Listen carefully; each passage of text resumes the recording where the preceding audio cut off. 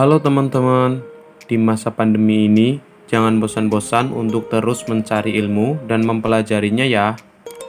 Perkenalkan, kami dari kelompok 5 akan menjelaskan materi tentang anggaran tenaga kerja langsung. Materi ini disusun oleh 1. Tiara Indah Paramita, 2. Rizky Jihan Afiyatun, 3. Alfi Rizkyani, 4. Trisno Harjono, dan yang kelima Muhammad Akmalu Sidki. Untuk yang pertama ada pengertian tenaga kerja langsung dan tenaga kerja tidak langsung. Tenaga kerja langsung pada prinsipnya terbatas pada tenaga kerja di pabrik yang secara langsung terlibat pada proses produksi dan biayanya dikaitkan pada biaya produksi atau pada barang yang dihasilkan. Sedangkan tenaga kerja tak langsung pengertiannya terbatas pada tenaga kerja di pabrik yang tidak terlibat secara langsung pada proses produksi dan biayanya dikaitkan pada biaya overhead pabrik. Sifat-sifat tenaga kerja langsung. Yang pertama, besar kecilnya biaya untuk tenaga kerja jenis ini berhubungan secara langsung dengan tingkat kegiatan produksi. Yang kedua, biaya yang dikeluarkan untuk tenaga kerja jenis ini merupakan biaya variabel. Yang ketiga, umumnya dikatakan bahwa tenaga kerja jenis ini merupakan tenaga kerja yang kegiatannya langsung dapat dihubungkan dengan produk akhir, terutama dalam penentuan harga pokok. Fungsi tenaga kerja langsung. Yang pertama, penggunaan tenaga kerja langsung dan biaya yang lebih terencana. Yang kedua, harga pokok dapat dihitung dengan tepat. Yang ketiga, dapat digunakan sebagai alat pengawas. Yang keempat, alat pengawas biaya tenaga kerja.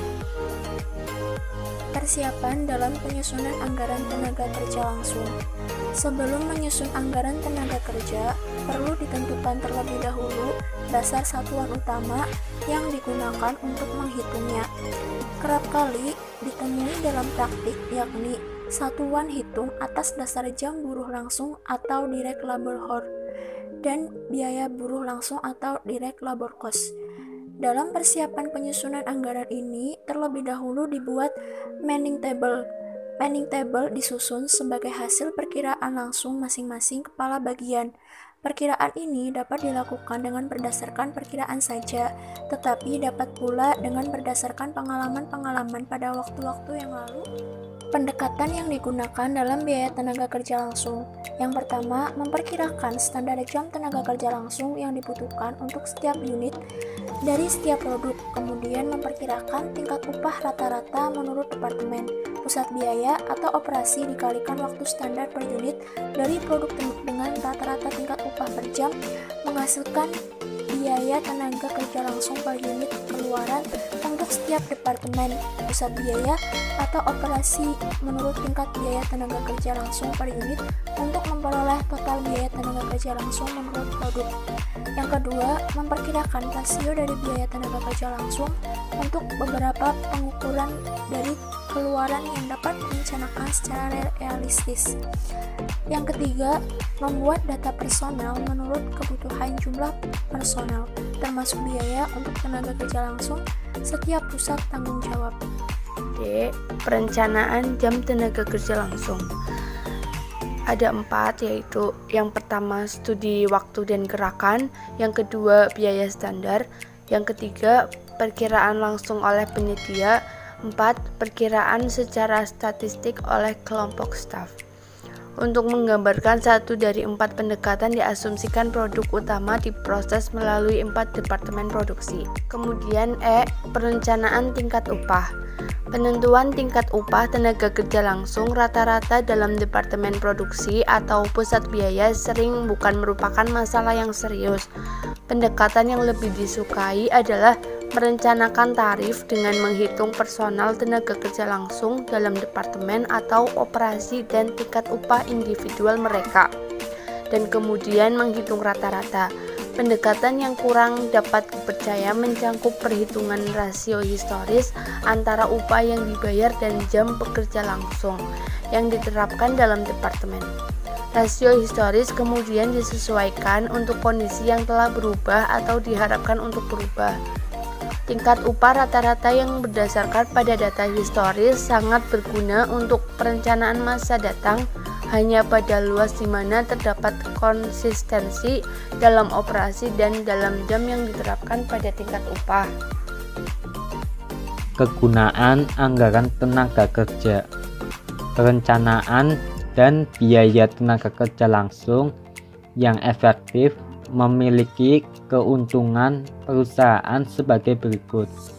1. Fungsi personal dapat ditampilkan lebih efisien karena ada dasar untuk perencanaan yang efektif, pengarahan, pelatihan, dan penggunaan personal. 2.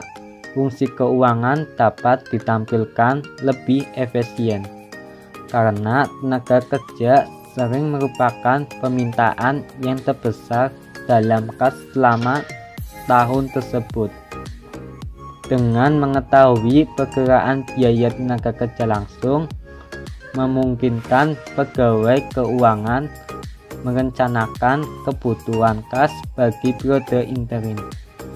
Ketiga, biaya produksi yang dianggarkan untuk setiap produk, biaya per unit dan total biaya, mungkin merupakan faktor penting dalam beberapa bidang pembuat keputusan seperti kebijakan, harga, dan negosiasi serikat tenaga kerja.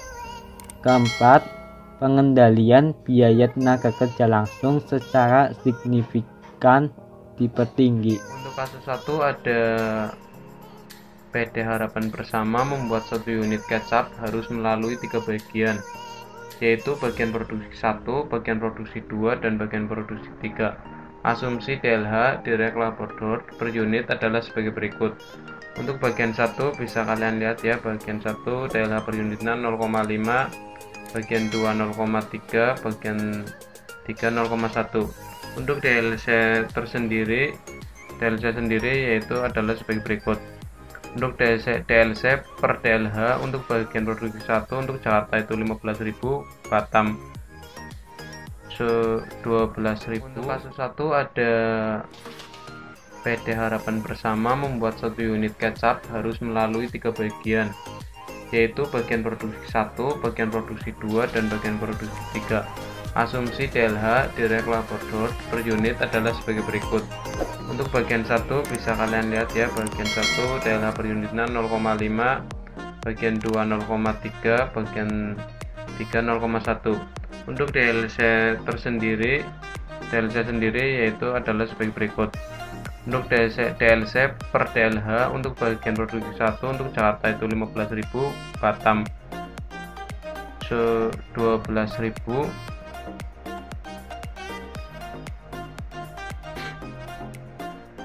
Untuk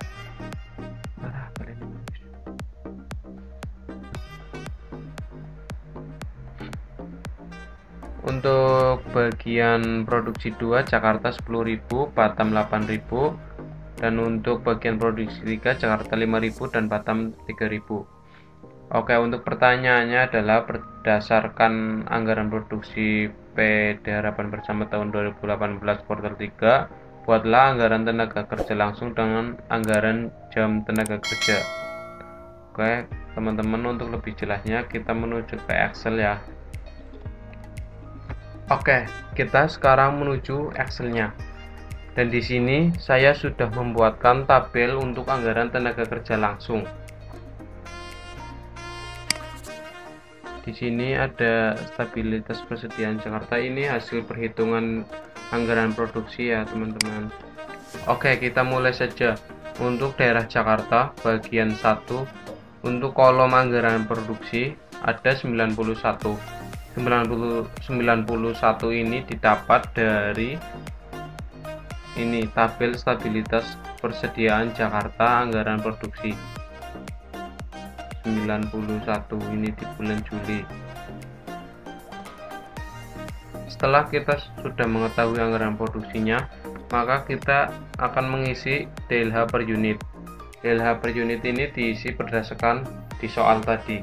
Kan di soal tadi udah ada tabel DLH per unitnya ya.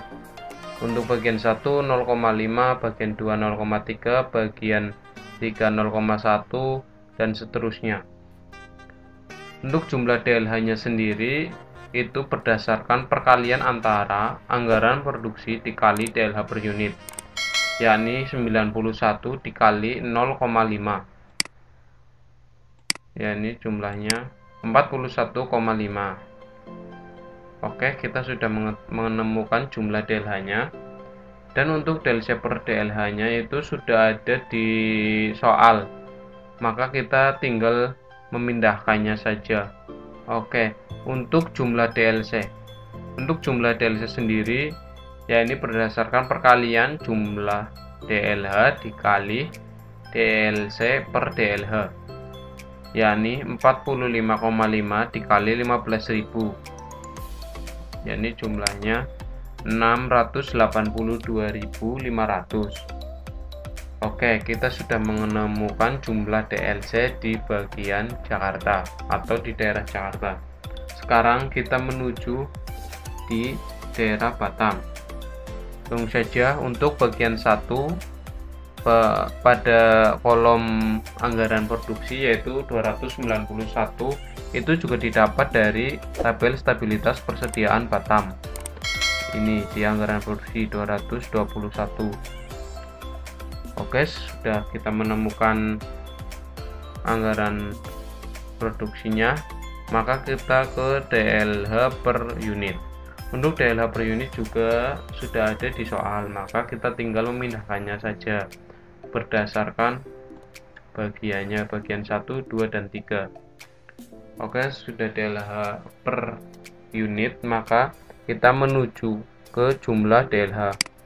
Untuk jumlah DLH sendiri itu sama caranya kayak tadi di daerah Jakarta, yakni perkalian antara anggaran produksi dikali DLH per unit, yakni 211 dikali 0,5, maka jumlahnya 105,5. Oke, kita sudah menemukan jumlah DLH-nya. Sekarang ke DLC per DLH. Untuk mengisi DLC per DLH, berdasarkan tadi di soal sudah ada tabelnya, maka kita tinggal memindahkannya saja. Setelah DLC per DLH, maka kita mengisi jumlah DLC. Untuk mengisi jumlah DLC sendiri itu juga kayak tadi ya di daerah Jakarta, yakni perkalian antara jumlah DLH dikali DLC per DLH, yakni 105,5 dikali 12.000, yakni jumlahnya 1.266.000. Oke, untuk bagian 1 kita sudah mengisinya per kolomnya ya. Untuk bagian 2 dan 3 dan juga seterusnya itu juga sama. Untuk caranya kayak tadi, yakni untuk jumlah DLH anggaran produksi dikali DLH per unit, ini jumlahnya 27,3. Pokoknya sama ya kayak tadi. Oke, kita percepat saja. Berhubung caranya sama, maka kita percepat saja ya. Oke, sekarang kita akan menjumlahkan baik dari keseluruhan bagian 1, 2, dan 3 jumlah DLH, yakni jumlahnya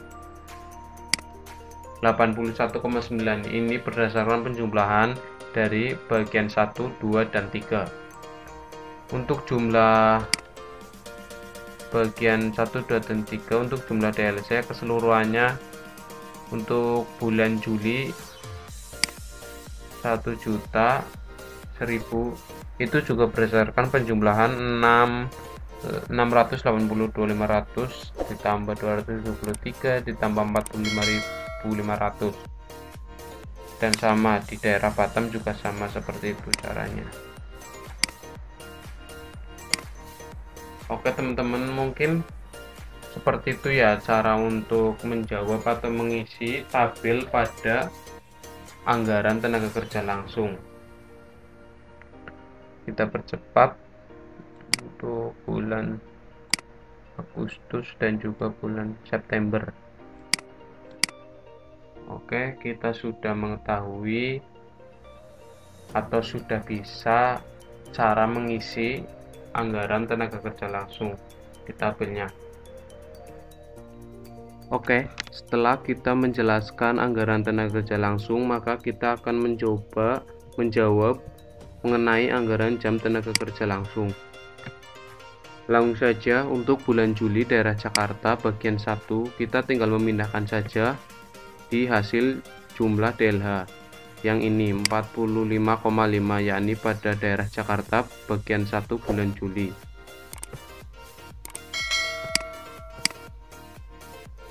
Untuk daerah Batam pun sama, kita tinggal memindahkan saja untuk bagian 1 bulan Juli daerah Batam sebesar ini 105,5. Dan untuk penjumlahannya kita tinggal penjumlahan antara 4, dan untuk mengisi kolom jumlah kita tinggal menjumlahkan saja antara 45,5 ditambah 105,5. Untuk daerah Jakarta pun sama, kita tinggal memindahkan saja di bagian 2 daerah Jakarta bulan Juli ini di kolom jumlah DLH sebesar 27,3. Untuk daerah Batam pun sama, kita tinggal memindahkan saja di bagian 2 bulan Juli daerah Batam di kolom jumlah DLH sebesar 63,3. Untuk jumlahnya pun sama, kita tinggal menjumlahkan saja antara 27,3 ditambah 63,3. Dan untuk bagian 3 daerah Jakarta, kita tinggal memindahkan saja di sini bagian 3 daerah Jakarta bulan Juli besar 9,1. Untuk daerah Batam pun sama, kita tinggal memindahkan saja bagian 3 bulan Juli daerah Batam sebesar 21,1.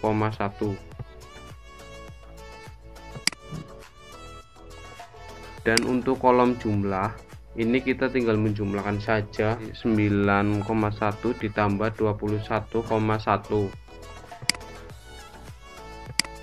Dan untuk totalnya kita tinggal menjumlahkan saja antara jumlah di bagian 1 ditambah jumlah di bagian 2 dan juga ditambah jumlah di bagian 3, yakni sebesar ini totalnya 271,8. Ya, mungkin itu saja untuk penjelasan anggaran jam tenaga kerja langsung, karena untuk mengisi di bagian 1 bulan Juli dan September juga sama, kita tinggal memindahkan saja melihat di jumlah DLH per bagian dan juga bulannya, serta jangan lupa untuk daerahnya, yaitu antara daerah Batam dan juga daerah Jakarta. Oke, kita untuk mempersingkat waktu langsung saja ya.